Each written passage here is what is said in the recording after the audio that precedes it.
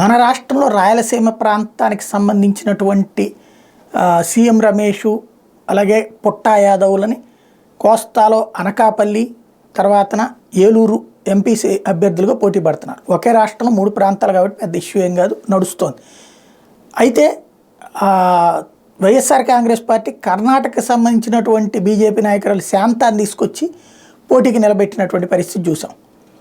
ఇట్లాగా మరి ఇంకెక్కడన్నా జరుగుతుందంటే ఇతర రాష్ట్రాల్లో కూడా అట్లాగే జరుగుతుంది.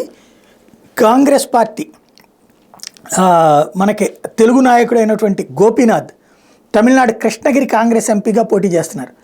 జయలలితతో అప్పట్లో అసెంబ్లీలో తెలుగులో మాట్లాడింది ఆయనే, జయలలిత కూడా తెలుగులో సమాధానం చెప్పింది. ఆయన గోపీనాథ్ తమిళనాడు కృష్ణగిరి నుండి కాంగ్రెస్ ఎంపీ సీట్ ఇచ్చింది. మరొక వైపున మనందరికీ బాగా సుపరిచితుడు ఎంఎస్ రామయ్య విద్యా సంస్థల అధినేత ఎంఎస్ రామయ్య గారి మనవడు, మాజీ మంత్రి ప్రస్తుత ఎమ్మెల్సీ ఎంఎస్ సీతారాం గారి కుమారుడు, పిఠాపురం ఎమ్మెల్యే పెండెం దొరబాబు గారి అల్లుడు ఎవరైతే చిక్బల్లాపూర్ నుంచి రక్షారామయ్య పోటీ చేస్తున్నారు ఎంపీ అభ్యర్థిగా. ఆయనకి అక్కడ చిక్బల్లాపూర్ సీట్ ఇచ్చింది కాంగ్రెస్ పార్టీ.